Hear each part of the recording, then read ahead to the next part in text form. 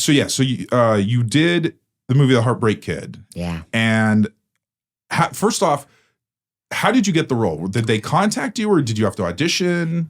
I got emailed. Okay. I got emailed by a producer. Okay. And this is before all these people now are just fucking catfishing you. Yeah, This yeah. back when I actually believed. And, I said, okay. And I responded back. And we got going on that. And I called him. I talked to him. And he said, well, I'm going to tell you right now. He said, the Farrelly brothers want you to do this part. Okay. But it was a Disney thing. Yeah. Okay. Yeah. And they said, so they're going to also have someone else do something, less racier. Mm-hmm. So there's a possibility you might be Cut on the floor. Yeah. I said, okay, well, that's, okay, cool. So, I was going to LA anyways, and they had a little theater, and that's when you had to go and, hi, hello. Yeah. And, so I waited, and they accepted me. And that's how that all started. Okay. So it was really, very interesting. I mean, back then, it made sense. But now if somebody does that, it's like I'm being catfished. Yeah. If someone were to reach out to you. Just wants to fucking, Yeah. Yeah. So, but that was really, really interesting. And I had my own trailer. Nice. I had a trailer. Nice. And what was really, really cool was that everybody thinks it was shot in Vegas. It wasn't. It was shot in, I think, Paramount Studios, and they had the blue screen. Oh, okay. And it looked like Vegas. Mm. And then they had the little temporary hot tub up at the top. So what happened was,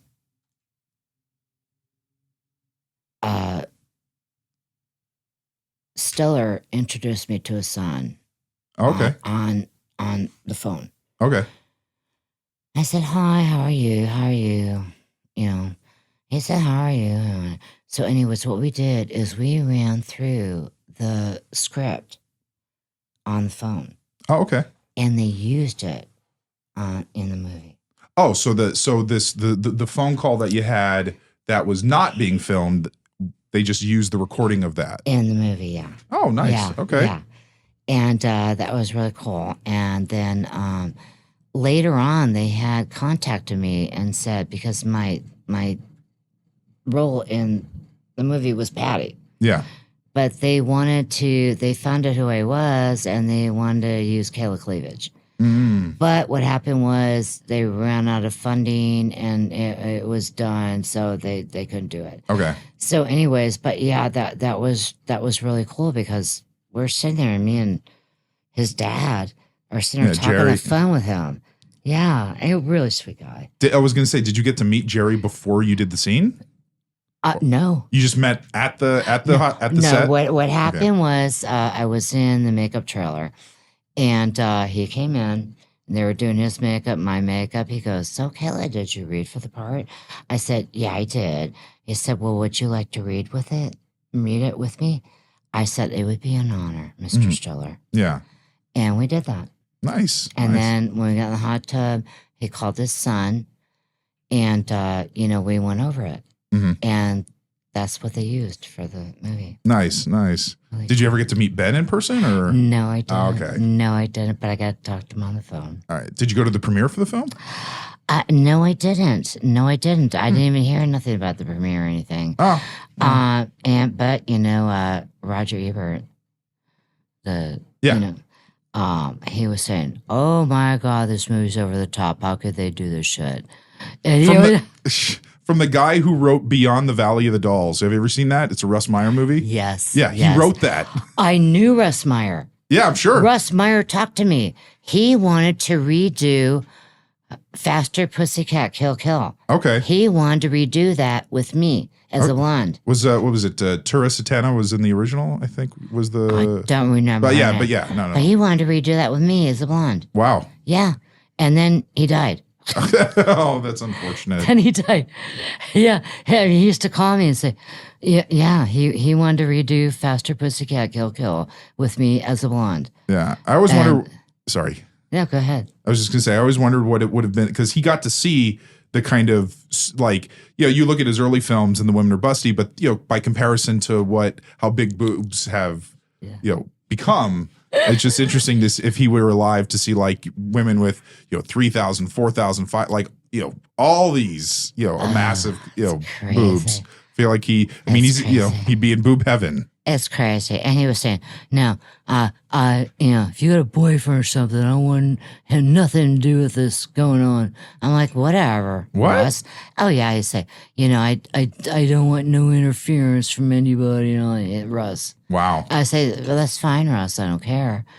That's up to you. I don't give a shit. I have no problems with that. But yeah, eventually he just ended up dying. And, yeah. Yeah. And I guess, he was into Melissa Mounds. Mm-hmm. And I guess she like knocked him over the head with a hammer or something like that. Wow. Something like that. And, well, I know he had a long-term relationship, I think, with Kitten Natividad. I worked with Kitten Natividad. So. Yes. Kitten was very nice. Yeah, she seemed like she seemed like super fun. Very nice lady. Yeah. Kitten Natividad. Oh, yeah. I remember her. God bless her soul. She's gone now. Yeah, unfortunately. Yeah, I mean, it's just really, really crazy, this whole world. But yeah, Russ, he died. I was really excited. I thought, this is gonna be great. Yeah. So I wanted to ask though, was the experience working on a Hollywood film, was it very different from working on, say, an adult film? Yes, it was, because they have there's union rules. Yeah. You cannot do any nudity or topless or anything. Everybody has to leave the set. Okay. They have to leave the set. So, not that I give a shit, but no. But they have to leave the set. Yeah. And so when you shot it, was it just you, Jerry, and like the director and the cinematographer, and a couple other people that they were listening? But it's supposed to be, it's supposed to be clear the set. Okay. Clear the set. Okay. And we did, and I worked with the Farrelly brothers, and one of them was like, okay, Kayla, now you gotta commit. I'm like, okay, I'm gonna commit.